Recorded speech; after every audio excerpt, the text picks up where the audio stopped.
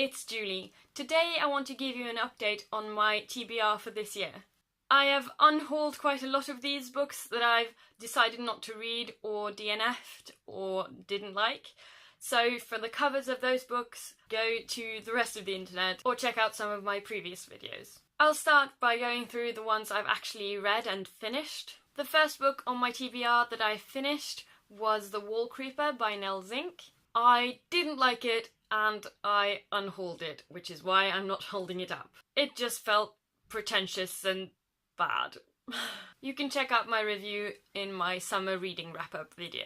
The next book on my TBR that I read was Tiny Sunbirds Far Away by Christy Watson. I really like this. I like the use of language, giving inanimate objects feelings and actions. And the narrator, a 13-year-old girl, really felt like a 13-year-old girl. There were some tough themes in this book, but the narrator and the style and the descriptions of everything really drew me through it and I enjoyed it. This book is a very interesting look at a modernising Africa who's also under the thumb of the oil companies from the West. I definitely recommend this book if you want a window into a culture you haven't experienced, like the one in rural Nigeria. This book has quite a lot of sadness, but it never loses hope, which is what really carries me through a book and makes me want to read the whole thing. Now for the books I didn't finish and have unhauled or am going to unhaul. I covered some of these in my DNFing video, where I did an unhaul at the end, but I'll just list the ones that were on my TBR in this video. I decided to stop reading More Than This by Patrick Ness. It was just too intense and I didn't want to go back to it. I also decided to stop reading The Goldfinch by Donna Tartt. Though the language was good, it just seemed like it was a book with very little hope in it. And I didn't take to the character, so that's 2 strikes. You're out. I've also decided to stop reading and unhaul this one, The Opposite of Falling by Jenny Rooney. It just wasn't catching me. I didn't find the characters or the plot very interesting, so I'm bringing it on to someone else who might find it interesting. One book from my TBR I unhauled without having read any of it. That book was Landline by Rainbow Rowell. I just never felt like picking it up, so it was time for it to go.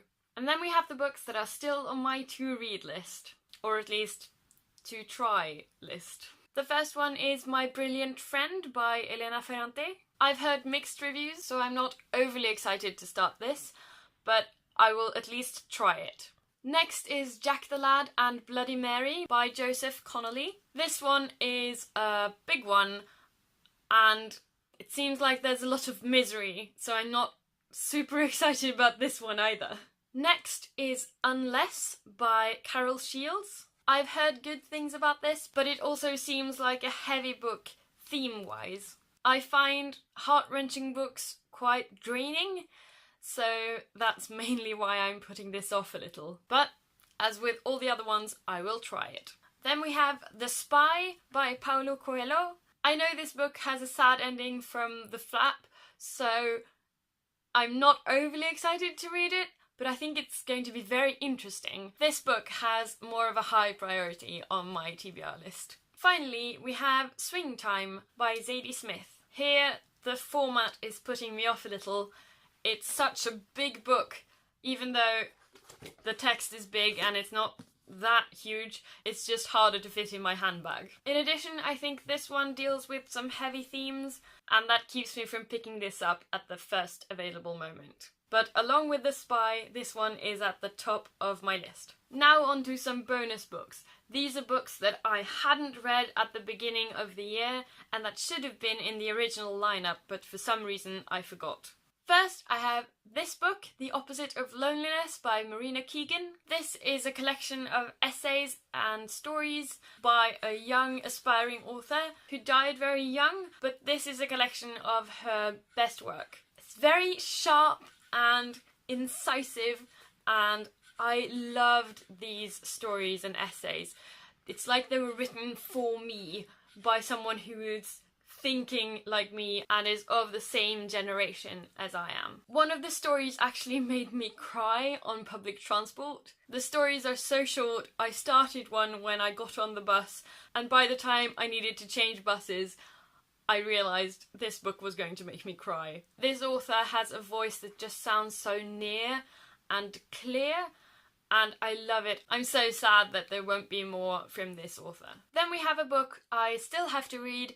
It's Alone on a Wide, Wide Sea by Michael Morpurgo. As far as I can gather, it's about World War II orphans sent to Australia. It's a children's book, and I think it will be quite an easy read. So that was the update on my TBR for the year.